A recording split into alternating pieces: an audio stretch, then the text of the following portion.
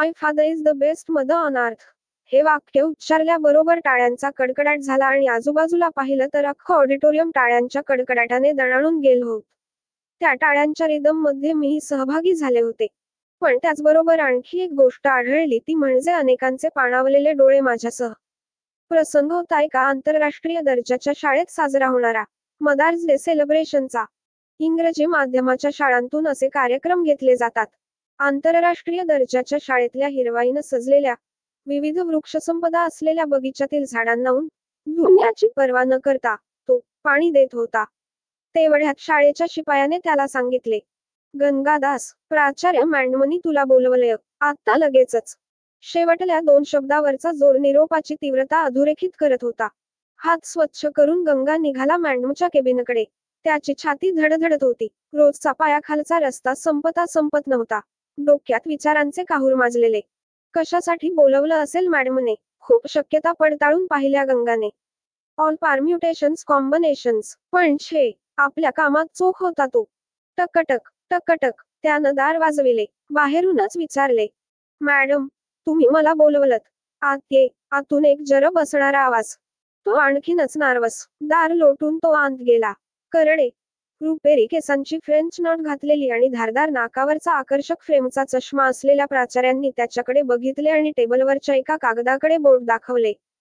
म्हणाल्या, वाच हे. गंगा बावचळला पण लगेच म्हणाला, मॅडम अहो मी निरक्षर माणूस. मला लिहता वाचता येत नाही. आणि इंग्रजी तर फारच लांबची गोष्ट. माझी काही चूक झाली असेल तर मला माफ करा. एक संधी द्या मॅडम मला.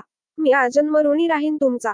तुमच्या या बड्या शाळेत तुम्ही माझ्या मुलीला फुकटात शिकण्याची संधी दिली. मी तर स्वप्नातही हा विचार केला नव्हता. तो थरथर कापत स्फुंदून बोलत होता. थांब जरा तू, शांत हो. खूप गोष्टी गृहीत धरल्यास तू. तुझ्या मुलीला शिक्षणाची संधी आम्ही दिली कारण ती खूप हुशार आहे आणि तू आहेस आमच्याकडचा आज्ञाधारक गाढणं. माळी, थांब जरा. बेल वाजवून शिपायाला त्यांनी एका शिक्षिकेसाठी निरोप धाडला.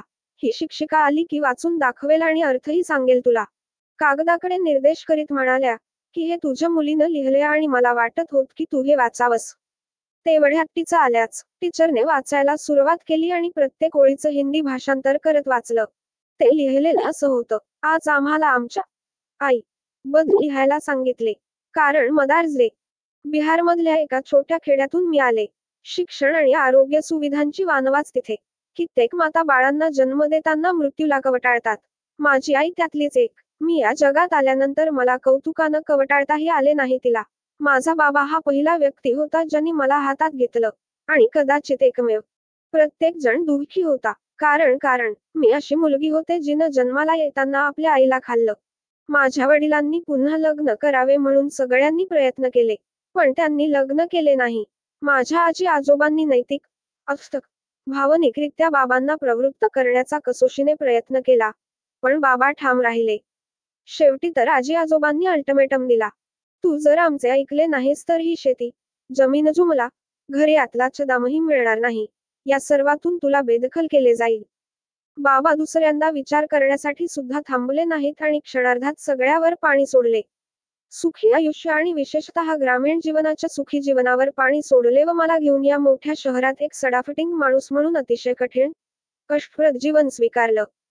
रात्रंदिवस काम करून मला वाढवलं, जपलं, प्रेमानं माझी काळजी घेतली. आता मोठं झाल्यावर माझ्या लक्षात येतं की अनेक चांगल्या गोष्टी त्यांना का आवडायच्या नाहीत, ज्या मला आवडायच्या. पानात एखादा तुकडा राहिला आणि मला आवडत नाही असं त्यांनी म्हटलं की तो मीच संपवायचे. कारण एकच की हा पदार्थ बाबांना आवडत नाही. खरी ज्ञानबाची मेख इथंच होती. त्यांच्या समर्पणाची. त्यांच्या आवाक्याबाहेरचे, पण जे जे चांगले आहे ते त्यांनी मला देण्याचा प्रामाणिक प्रयत्न केला. या शाळेनं मला आश्रय दिला आणि सर्वात महागडे बक्षीस दिले ते म्हणजे मला इथं प्रवेश दिला. लाव, केर, डफाईन्स मदर. म्हणजे प्रेम आणि काळजी ही बाब आईसाठी असेल तर माझा बाबा यात फिट बसतो. कंपॅशन म्हणजे करुणा म्हणजे जर आई असेल तर माझा बाबा यात फिट. सॅक्रिफाईस, समर्पण हे आईचे रूप असेल तर माझ्या बाबाचं प्रभुत्व आहे यावर. संक्षेपात, आई जर प्रेम, काळजी, करुणा, समर्पण यांची मूर्ती असेल तर my father is the best mother on earth then. On mother's day I salute him and say it with great pride that the hardworking gardener working in the school is my father on mother's day. या पृथ्वीवरचा एक सर्वोत्तम पालक म्हणून मी माझ्या बाबांना शुभेच्छा देते. कदाचित शिक्षकांना मी हे लिहिलेलं आवडणार नाही, पण ही तर अगदी छोटी गोष्ट आहे माझ्याकडून माझ्या बाबांसाठी, ज्यांनी माझ्यावर निस्वार्थीपणे प्रेम केले. टांचणी पडली तरी आवाज होईल अशी शांतता खोलीत पसरलेली. आवाज काय, तो फक्त गंगादासच्या कोंडलेल्या हुंदक्यांचाच. बागकाम करताना तळपत्या उन्हाने कधीही घामाघूम न झालेला गंगा. आपल्या मुलीच्या या मृदू मुलायम शब्दांनी त्याची छाती अश्रूंनी भिजून चिंब झाली. तो हात बांधून उभा होता.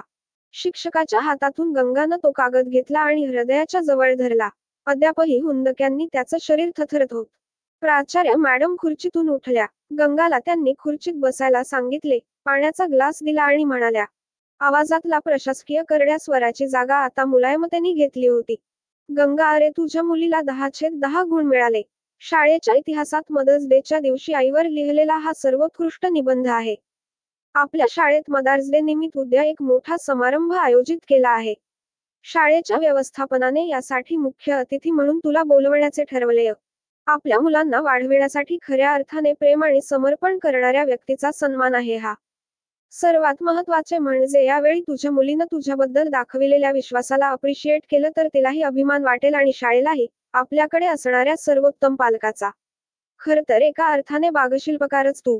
एक गाणं. बागेतील झाडांची काळजी घेतोस, जपतोस एवढंच नाही तर तुझ्या आयुष्यातील सर्वात सुंदर फुलाचं निरोगी संगोपन, पालन पोषण अप्रतिम पद्धतीने करतोयस. So Ganga, will you be the chief guest for tomorrow's event?